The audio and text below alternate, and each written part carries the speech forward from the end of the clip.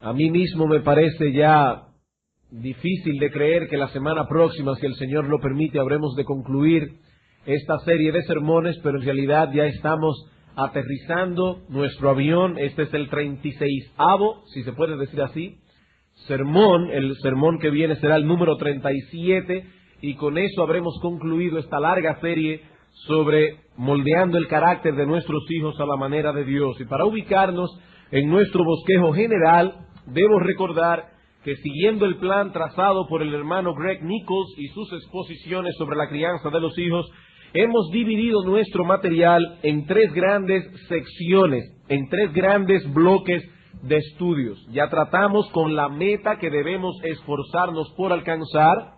Tratamos también con el método que debemos emplear para alcanzar dicha meta, y ahora estamos enfocando la manera en que todas estas cosas deben ser hechas si no queremos nulificar el efecto de nuestra labor. Recuerden, hermanos, no solo debemos tener claramente determinado cuál es la meta, hacia dónde nos dirigimos como padres, porque el que sale hacia ningún sitio, no importa qué tan rápido camine y qué tan vigorosos sean sus pasos, a la larga llegará a ningún sitio.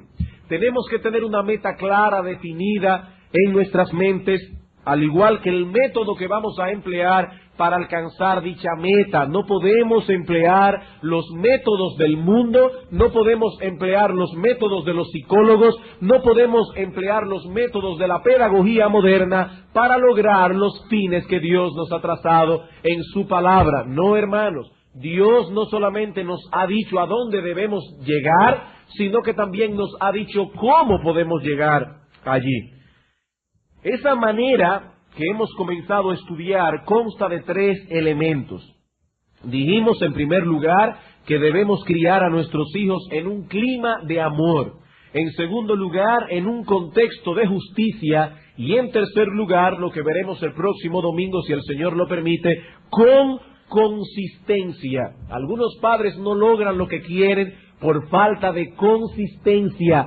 Se cansan de hacer el bien, se cansan de pegar pelas, se cansan de dar instrucción. Por eso no solo debemos tener amor, justicia, sino también consistencia a la hora de trabajar con nuestros hijos. Actualmente nos encontramos tratando con el segundo de estos elementos. Debemos criar a nuestros hijos en un contexto de justicia. Y para esto hay algunas cosas que debemos tener en cuenta. En primer lugar, debemos cuidarnos de que el monstruo del favoritismo no asome la cabeza en nuestros hogares.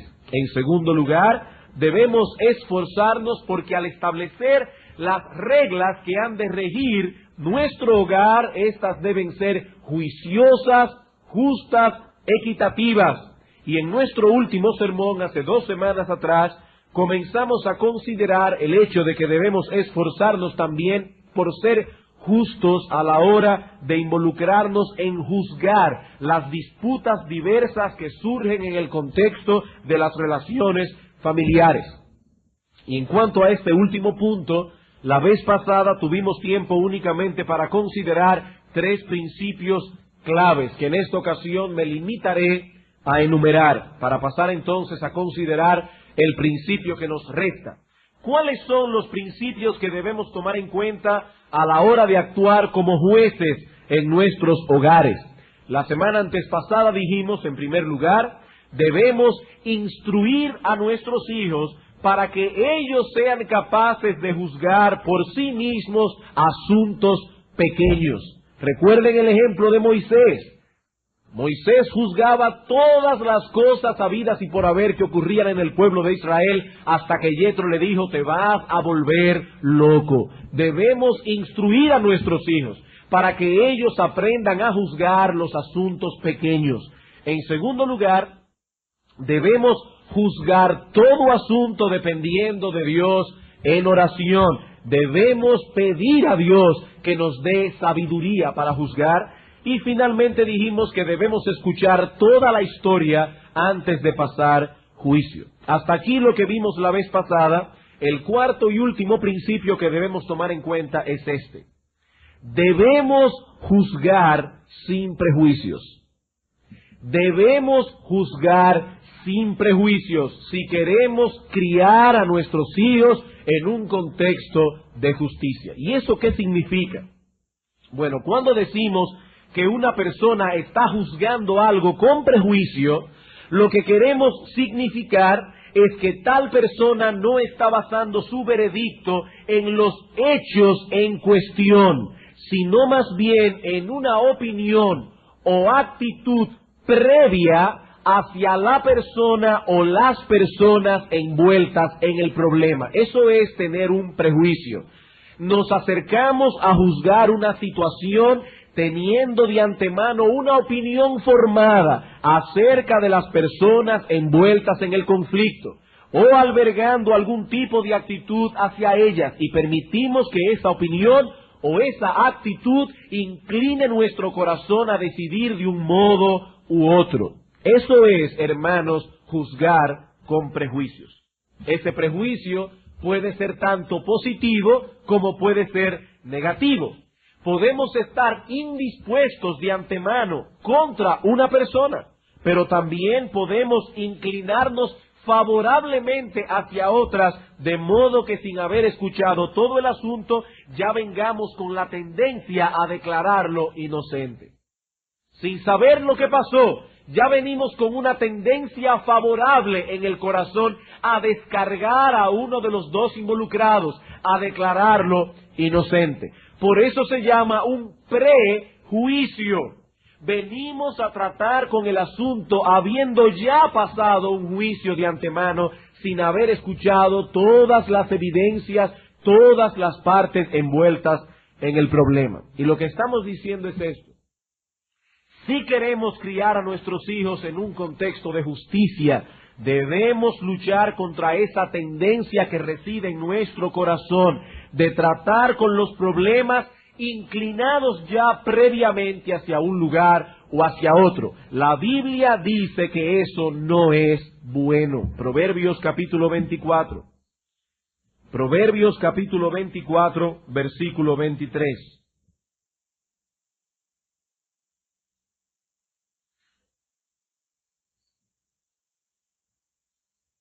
Dice Salomón aquí: también estos son dichos de los sabios. Hacer acepción de personas en el juicio no es bueno. ¿Qué es hacer acepción de personas? Venir a hacer un juicio con un corazón inclinado favorablemente hacia alguien, con la tendencia a declararlo inocente, con la tendencia a descargarlo sin haber escuchado todas las partes envueltas, sin haber escuchado todo el asunto. Dice el proverbista, eso no es bueno. Pero no solo no es bueno, sino que podemos añadir que eso tampoco es piadoso. ¿Y por qué decimos que eso no es piadoso? Porque cuando tratamos a nuestros hijos con prejuicios y por lo tanto con parcialidad, no estamos reflejando el carácter santo de Dios. ¿Y qué es la piedad? La piedad no es otra cosa que un reflejo del carácter santo de nuestro Dios. Y nuestro Dios, cuando juzga, no lo hace con prejuicios. Romanos capítulo 2. Romanos capítulo 2, versículo 6.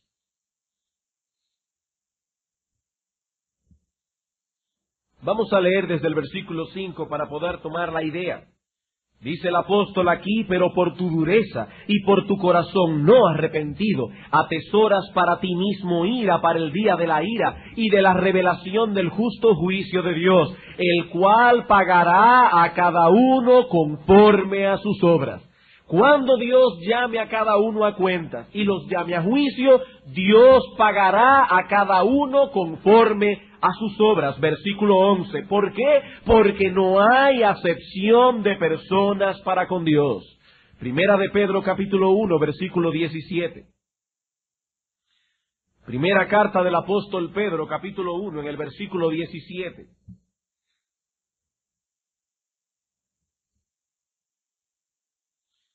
Dice el apóstol: y si invocáis por Padre a aquel que sin acepción de personas juzga según la obra de cada uno. Noten, hermanos, nuestro Dios es objetivo.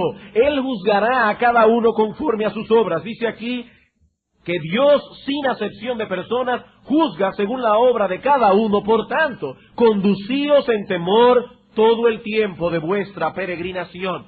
Dios no ejerce su paternidad prejuiciadamente, y nosotros tampoco debemos hacerlo así. Dios no hace acepción de personas. Él no trata a algunos con favoritismo, no trata a otros con prejuicios negativos. David, el hombre conforme al corazón de Dios, el hombre que el Espíritu Santo usó para escribir un montón de salmos que tenemos en las Escrituras, pecó contra Dios y recibió su castigo, aunque fuera David. Dios no hace acepción de personas, Él es justo. Para Dios es lo mismo cuando tiene que juzgar a un rico, cuando tiene que juzgar a un pobre, cuando trata con un blanco, cuando trata con un negro, cuando trata con un amarillo. Para Dios es lo mismo tratar con un pastor que tratar con un miembro de la iglesia común y corriente. Para Dios es lo mismo tratar con un bautista, con un metodista, con un presbiteriano. Todas esas cosas son irrelevantes para Dios a la hora de juzgar. En el día del juicio, lo único que Dios tomará en cuenta es el estado de nuestro corazón y las obras objetivas que emanaron de ese corazón. Así que cuando juzgamos a los hombres con prejuicios, ya sea cuando juzgamos a nuestros hijos, ya sea cuando juzgamos a otras personas o a otro grupo de personas, no estamos reflejando el carácter imparcial de nuestro Dios. Este es el principio general que quisiera establecer en vuestras mentes antes de pasar ahora a considerar algunas enseñanzas relacionadas con este asunto. Y son básicamente tres. En primer lugar, veremos ahora a partir de este momento algunas razones por las que algunos padres albergan prejuicios al tratar con sus hijos. En segundo lugar, vamos a ver dos consejos prácticos que nos ayudarán a juzgar los asuntos domésticos sin prejuicios. Y en tercer lugar, una cualificación a todo lo anterior. Vamos a ver entonces ahora, habiendo establecido nuestro principio, razones por las que algunos padres juzgan las disputas domésticas con prejuicios. ¿Por qué algunos padres tienen prejuicios? Bueno, en primer lugar, algunos padres juzgan con prejuicios porque han permitido que el favoritismo encuentre lugar en ellos. ¿Por qué lo hacen? Por favoritismo. Ya nosotros hablamos anteriormente acerca de este tema, vimos cuáles son las causas, los frutos que emanan del favoritismo y por lo tanto no vamos a extendernos mucho en esto. Pero hermanos, debemos saber que hay una relación directa entre el favoritismo y la parcialidad. El hijo favorito siempre tendrá la razón. O para no ser tan tajante, casi siempre. Casi siempre el hijo favorito tendrá la razón.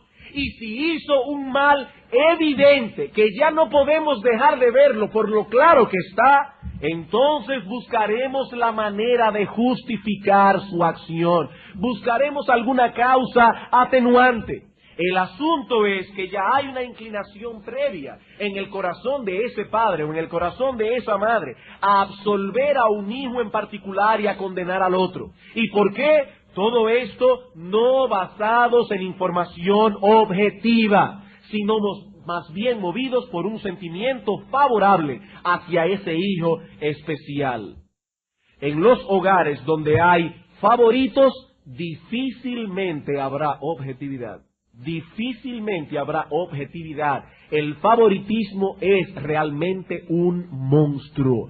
Y no debemos permitir, hermanos míos, que ese monstruo asome la cabeza en nuestros hogares, porque le haremos mucho daño al hijo favorito y a los demás que reciben el daño de no ser los favoritos.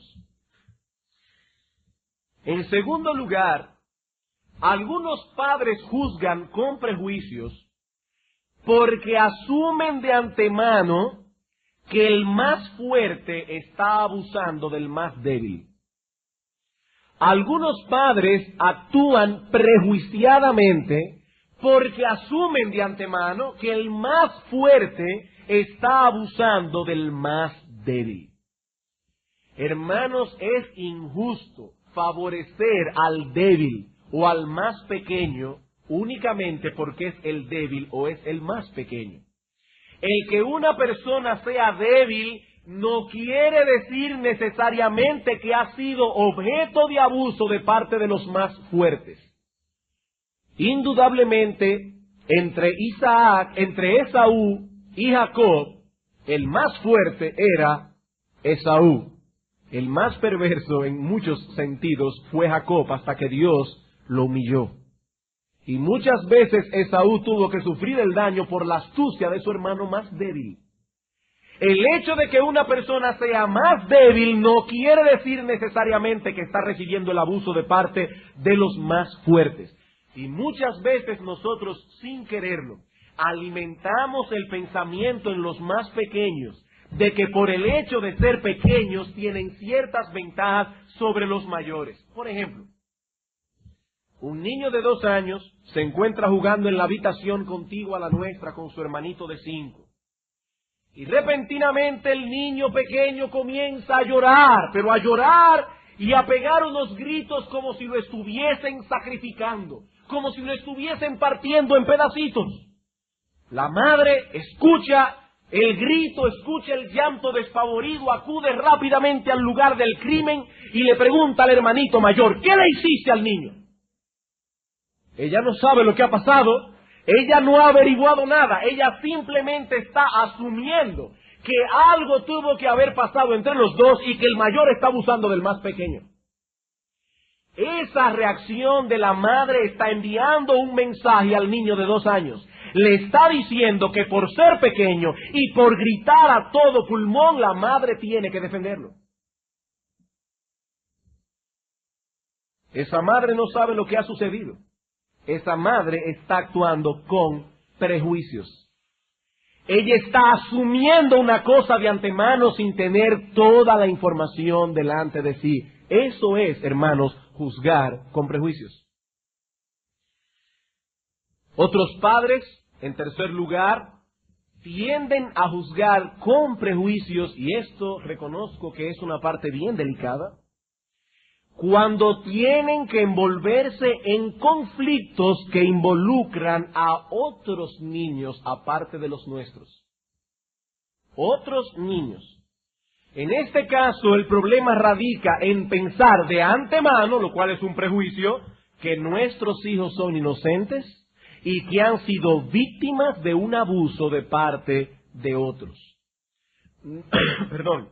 Noten aquí que el asunto ya no es que el favorito es el que tiene la razón, o que el más débil es el que tiene la razón. El asunto aquí es que nuestros hijos tienen la razón, nuestros hijos.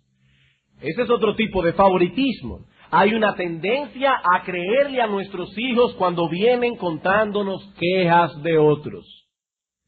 El niño tal me pegó, el niño tal me quitó un juguete, o aún quejas de adultos. Quejas de adultos. Fulano de tal me maltrató. Hermanos, no siempre es verdad lo que nuestros hijos dicen acerca de otros niños o acerca de otros adultos. Usted está diciendo, pastor, que yo debo desconfiar de todo lo que mi hijo me dice. No. Tal vez nuestros hijos no están mintiendo en cierto momento. No están torciendo la verdad deliberadamente, pero puede ser que ellos estén traspasando su punto de vista de la situación. Y su punto de vista es tendencioso. Es muy difícil ser objetivos cuando somos juez y parte al mismo tiempo. Eso es difícil para un adulto, mucho más para un niño. Mucho más para un niño. No es mi propósito en esta noche generar un sentimiento de desconfianza de los padres hacia los hijos, porque no es bueno que nuestros hijos sientan todo el tiempo que sus padres no le creen. Eso no es bueno. Pero padres, no olviden que son niños.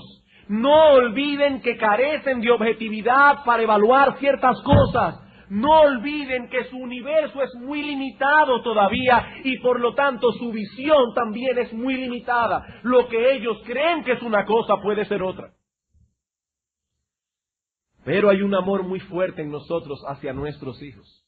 Y cuando alguien nos dice, o ellos mismos nos dicen que alguien los molestó, que alguien los ofendió, que alguien los agredió, sentimos de inmediato como nuestro corazón, como una loba herida, comienza a rugir en nuestro interior.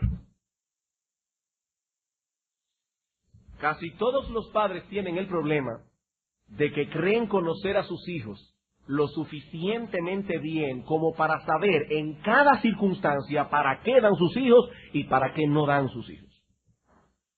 Pero resulta que hay algunos niños que manifiestan cierto tipo de comportamiento cuando están lejos de sus padres que no se atreverían a hacer cuando están enfrente de ellos. Esta tendencia es tan fuerte en los padres que muchas veces cuando un grupo de niños han sido atrapados haciendo algo malo, la mayoría de los padres de esos niños piensan que su hijo fue movido por mala influencia de los otros. Todos hicieron lo malo, pero cada uno de los padres está pensando, es que esa junta, el problema son los otros niños. Los otros niños son la influencia negativa para nuestros hijos. Hermanos, eso es prejuicio. Eso es prejuicio. Y muchas veces eso crea problemas, y esto es lo más grave, no solo entre los niños, sino entre los padres. No entre los niños. Todos toman el lado del hijo. Todos se sienten agraviados. Todos se sienten molestos. Y cuando venimos a ver, hay un problema en la iglesia por culpa de problemitas tontos entre nuestros hijos. Hermanos, aquí hay muchos niños. Y los hijos de los cristianos no nacen con una naturaleza no caída. Nuestros hijos tendrán problemas entre sí. Nuestros hijos tendrán discusiones. Nuestros hijos tendrán diferencias. Nuestros hijos tendrán conflictos. Y si no aplicamos los principios que se encuentran en las Escrituras para resolver esos conflictos, las disputas terminarán alejando a los hermanos unos de otros. Debemos tener un serio compromiso con la justicia. La justicia. Debemos absolver al inocente, debemos condenar al culpable, no importa quién sea el inocente, no importa quién sea el culpable. Y debemos reconocer que en este asunto no somos muy objetivos. Hermanos, no siempre somos objetivos al evaluar a nuestros hijos, sobre todo cuando es en relación con otros. Es más, yo no voy a ir más lejos. Ni siquiera somos objetivos para evaluar nuestra propia objetividad. Todos piensan que son imparciales. Todos los padres piensan eso. En todos los años que tengo como pastor, y el 1 de noviembre cumplí 12 años como pastor, nunca he oído a un padre reconocer que tiene prejuicios a favor de sus hijos. Nunca he escuchado tal cosa. En todo el tiempo que tengo como pastor, nunca he oído un padre que diga, yo sé que yo tiendo a favorecer a mis hijos. Ni siquiera en eso somos objetivos, para evaluar nuestra propia objetividad. ¿Y saben por qué pasa eso? Porque esto no es algo consciente. O por lo menos podríamos decir, no la mayoría de las veces. Esto es como el orgullo. El orgullo es una cosa tan sutil que se nos hace difícil evaluarlo en nosotros mismos. El hombre orgulloso se evalúa a sí mismo a través del prisma de su propio orgullo. Y como él se ve a través de su orgullo, se ve humilde. Él cree que es humilde. Eso es un serio problema, eso es algo muy sutil. Por algo dice Proverbios que el corazón del hombre es como aguas profundas. Eso no se ve en la superficie. Eso es algo difícil de reconocer. Generalmente tiene que venir alguien de fuera para hacernos ver lo que nosotros no podemos ver. Por eso es que en la vida cristiana nadie puede crecer sin ser amonestado. Nadie. Todos nosotros alguna vez tendremos que ser amonestados, muchas veces. Y por eso dice Proverbios, el hombre que cuando es reprendido endurece su cerviz, pronto será quebrantado y no habrá para él medicina. Eso es una maldición, tener una defensa tan alta. Hay personas que tienen un sentido de defensa tan alto que uno no le puede decir nada. Nada absolutamente. Es una defensa terrible.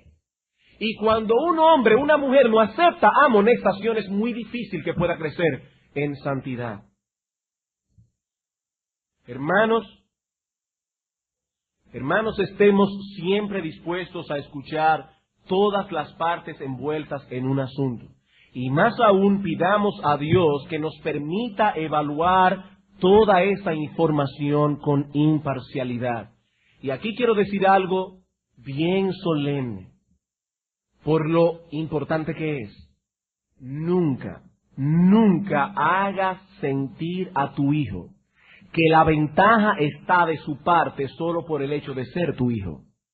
Nunca hagas comentarios conclusivos delante de ellos que en su mente establezca la idea de que para ti el otro es culpable.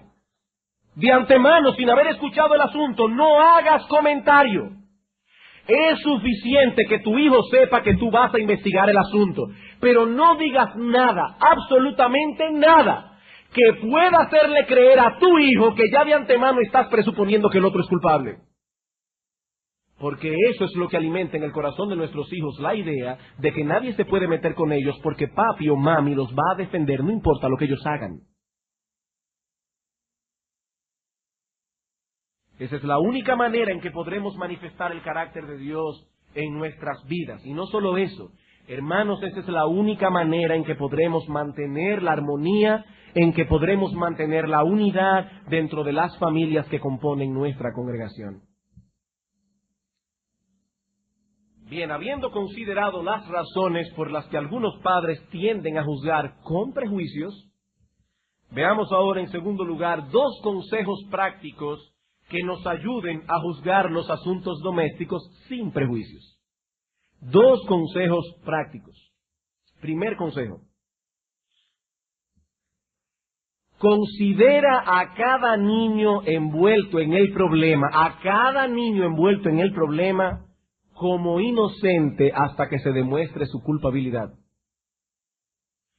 Considera a cada niño envuelto en el problema como inocente hasta que se demuestre su culpabilidad.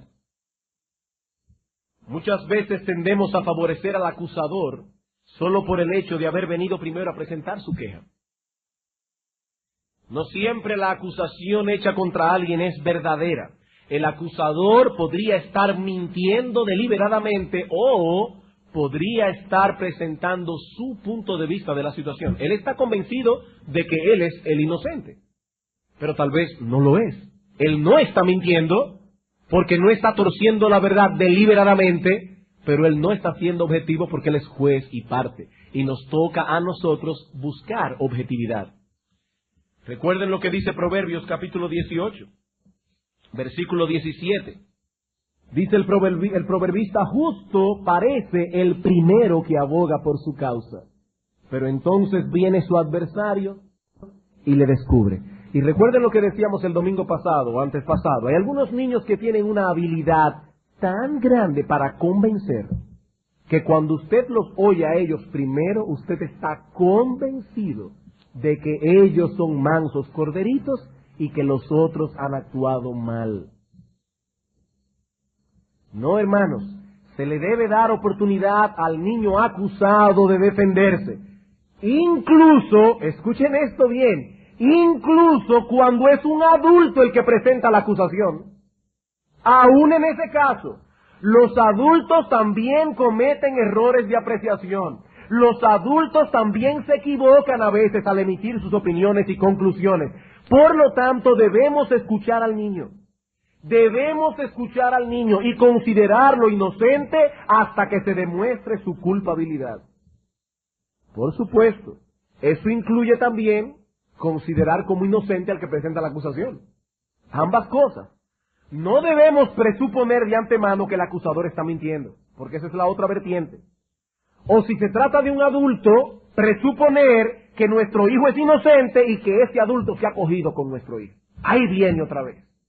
Se ha cogido con el muchacho.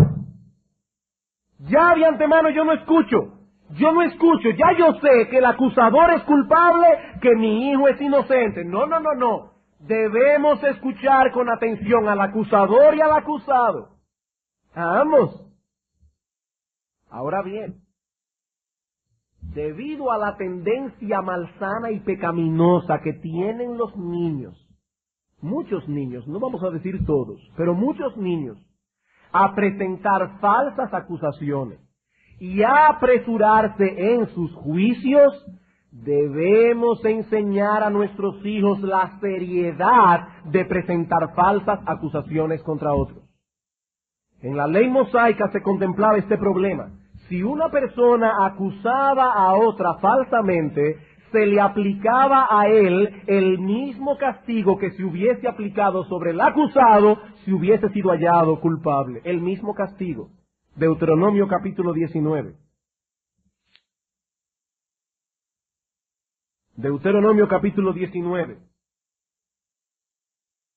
Versículo 16.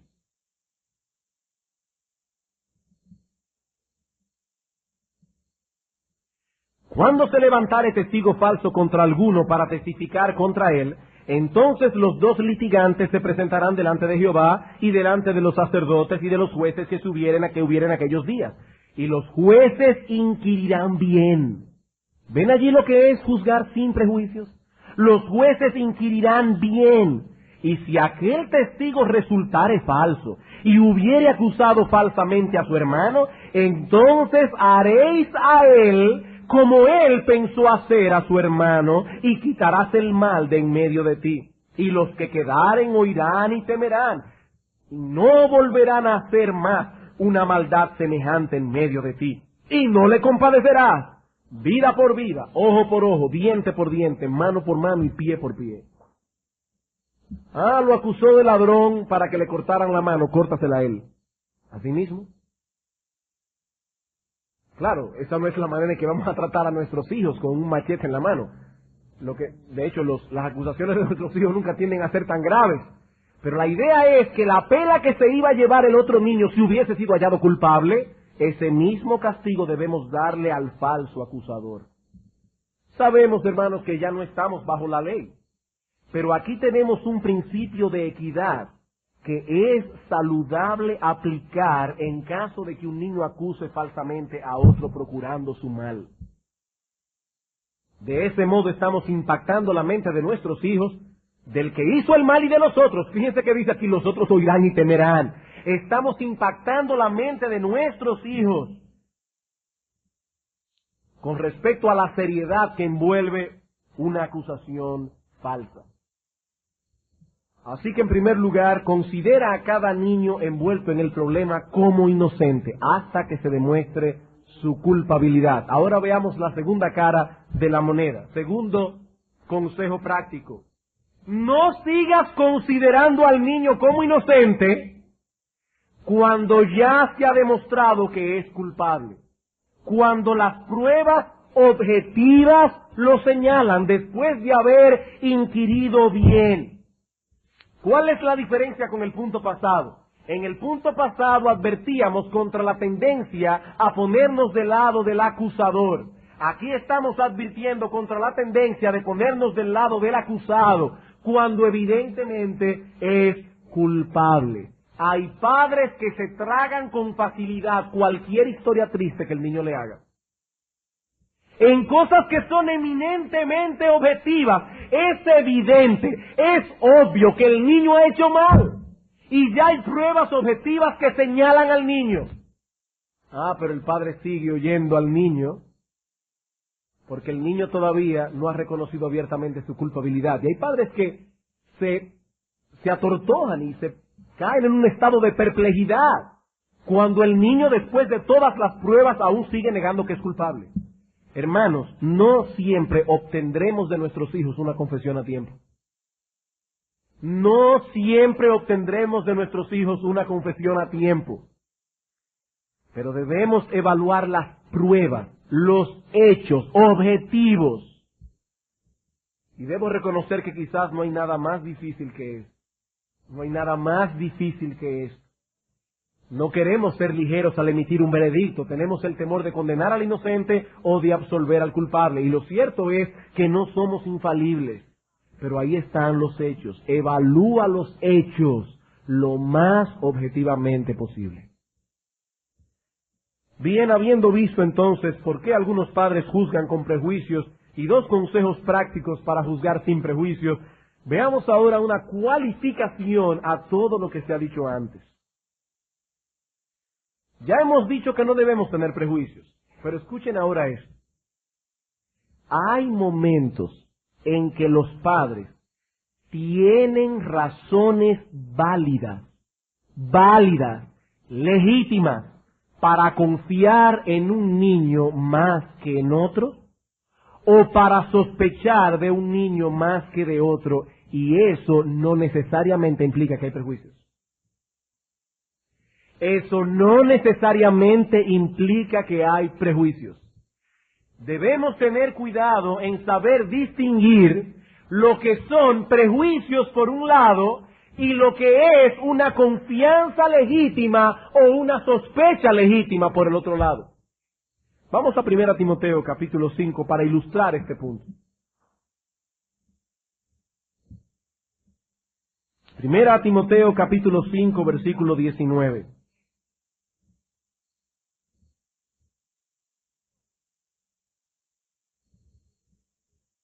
Hablando aquí de los pastores, dice la Escritura, contra un anciano, y este en el contexto del ministerio pastoral, lo pueden leer el versículo 17 en adelante, contra un anciano no admitas acusación, sino con 2 o 3 testigos.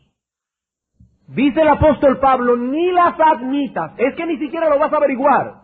No admitas acusación contra un pastor, a no ser que hayan 2 o 3 testigos. ¿Y por qué se hace eso? Porque los pastores son muy dulces para que lo acusen de todo. Pero noten, hermanos, aquí estamos presuponiendo que del pastor del que se está hablando aquí fue elegido bíblicamente, es decir, tiene un carácter probado, es un hombre confiable y por lo tanto no debemos permitir que venga a nosotros ninguna acusación contra un pastor a no ser por boca de 2 o 3 testigos. Hay una confianza legítima, hermanos, una confianza legítima que la iglesia debe tener hacia su pastor, y eso no es un prejuicio, en este caso un prejuicio favorable. Vamos a suponer que alguien viene a usted y le dice, ¿de qué iglesia tú eres? De la iglesia fulano de tal. Ah, pero tu pastor le robó 1 cuarto a fulano de tal. Un robo es un ladrón. Claro, en este caso una acusación tan grave, usted no debe darle lugar en el corazón, pero averigüe, porque usted dice, eso no me afectó, pero usted está sentado ahí diciendo, y será verdad. No, averigüe el asunto. Pero lo que dice el apóstol Pablo es, no le des lugar en el corazón, no admitas esa acusación contra un pastor. Debe haber una confianza legítima del miembro de la iglesia hacia el pastor. Ahora bien, lo que pretendo señalar aquí no es el asunto del pastor, no. Es que hay ocasiones en que es perfectamente apropiado confiar en la integridad del individuo que está siendo acusado. Eso es lo que Pablo está diciendo. Hay ocasiones en que es perfectamente legítimo confiar en la integridad del individuo que está siendo acusado. Y eso se aplica en el contexto del hogar. Hay niños que con el paso de los años han forjado con hechos objetivos y tangibles, han forjado una reputación de integridad. Y eso no quiere decir que por eso es inocente de cuanta cosa se le acuse. No, él puede ser culpable. Siempre debemos evaluar los hechos objetivamente, pero es indudable que la integridad de ese niño, la integridad de ese joven debe ser tomada en cuenta como parte de esos hechos que deben ser evaluados, y eso no es un prejuicio. Voy a resumir esto que estoy diciendo, porque veo a algunos con cara de signo de interrogación. Hermanos, hay niños, hay jóvenes que a lo largo de los años se han forjado una buena reputación. No son niños o jóvenes que mienten, son niños y jóvenes responsables, han forjado una buena reputación. Eso no quiere decir que el niño siempre va a ser inocente o que el joven siempre va a ser inocente, no. Lo que estoy diciendo es que a la hora de evaluar los hechos, eso es un hecho objetivo. La integridad debe ser evaluada y eso no es prejuicio. Ese niño, ese joven se ha ganado esa reputación con el paso de los años. Hermanos, una confianza legítima no es un prejuicio. Lo mismo que tampoco es prejuicio una sospecha legítima. Una sospecha, no estamos diciendo una acusación formal, una sospecha. Así como hay niños y jóvenes que forjan con el paso de los años una reputación de integridad, así también hay otros que se forjan una reputación de deshonestidad y una reputación mala en sentido general. Siempre están metidos en líos, son niños peleones, son niños chismosos. Y a lo largo de los años se ha visto eso una y otra vez, una y otra vez. Ah, ¿quiere decir eso que todos los chismes que se levantan lo dijo el niño? No, no, pero sí estoy diciendo aquí que la reputación de ese niño debe ser tomada en cuenta al evaluar los hechos, porque eso es objetivo. Y eso no es un prejuicio. Vamos a ver un ejemplo de la Escritura. Tito capítulo 2. Capítulo 1. Tito capítulo 1.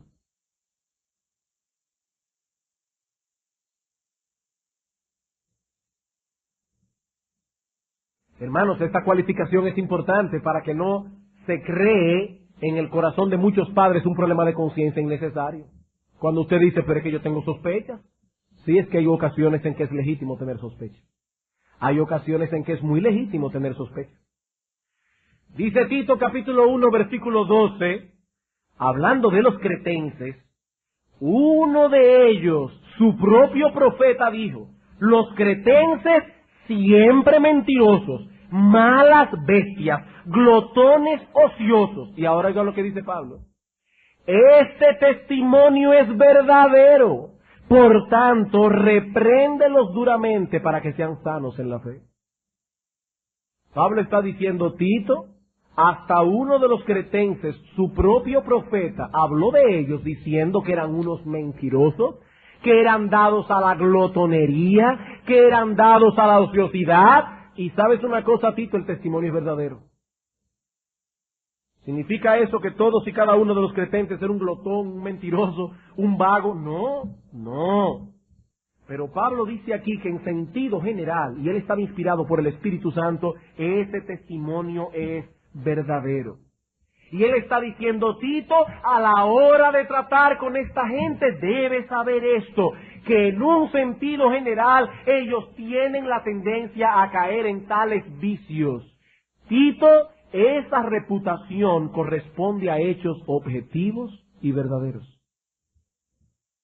Hermanos, cuando nosotros decimos que el dominicano es impuntual, no estamos diciendo nada raro. El dominicano tiende a ser impuntual. El dominicano tiende a ser muy ligero en tratar con el asunto de la hora. Eso es verdad.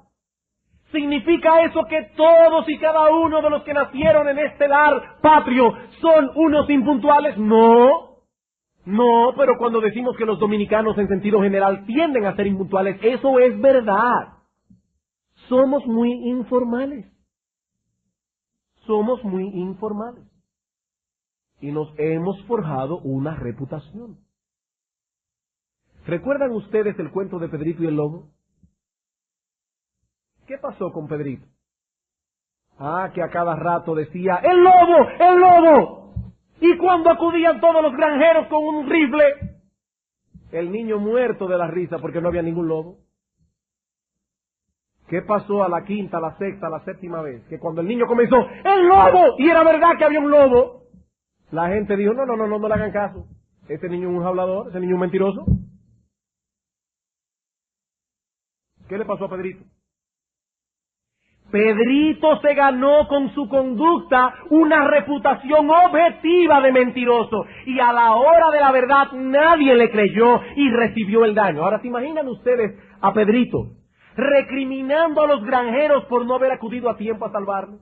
¿Tenía él derecho a acusarlos de ser unos prejuiciados?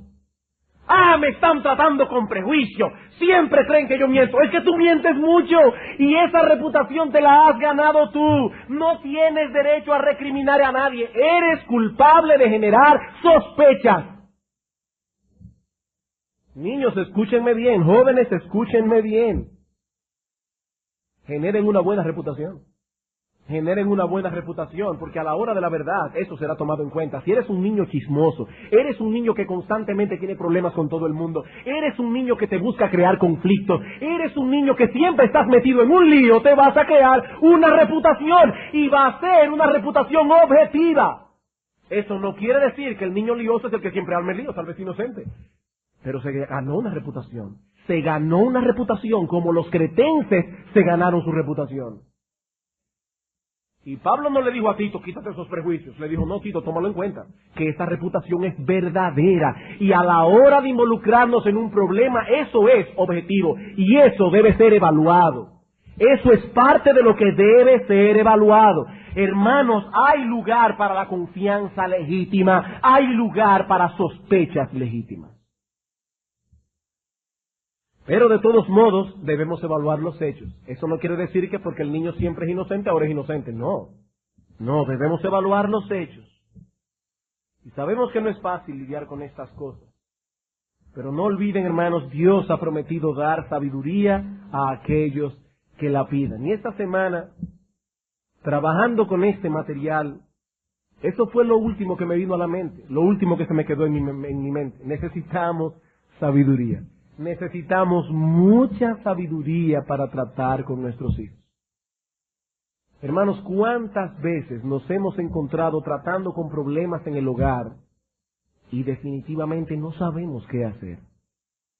Y dos niños acusándose mutuamente y no sabemos qué hacer. No sabemos qué hacer. Hermanos, ¿cuánta sabiduría necesitamos para trabajar con nuestros hijos? Hay muchas cosas que se han dicho en esta serie de sermones. Muchos sermones, demasiado material. Comenzamos en enero del 92. Me imagino que hay muchísimas cosas que se habrán olvidado. Pero no olvides esto. Necesitas sabiduría. Para levantar a tus hijos en el temor de Dios, necesitas sabiduría. Y esa sabiduría no se obtiene sin hacer nada. Esa sabiduría se obtiene pidiéndola a Dios en oración, escudriñando las Escrituras y pidiendo consejo. Esos son los medios que Dios ha provisto al hombre para obtener sabiduría. Hermanos, sabemos que cometeremos errores al tratar con este asunto. Cometeremos errores, no somos infalibles. Pero si aplicamos los principios que Dios nos ha dejado en su palabra, estaremos caminando por un sendero seguro, en el que será relativamente fácil desandar los 2 o 3 pasos que hayamos dado en algún momento fuera del camino. Si nos mantenemos con los principios a un lado y a otro, sí, alguna vez nos extraviaremos 2 o 3 pasos, pero será fácil desandar lo andado. Pero si decidimos caminar por nuestra propia senda, tarde o temprano cosecharemos los resultados de haber sido sabios en nuestra propia opinión. He aquí los principios, hermanos. Pidamos a Dios sabiduría para poder aplicarlos.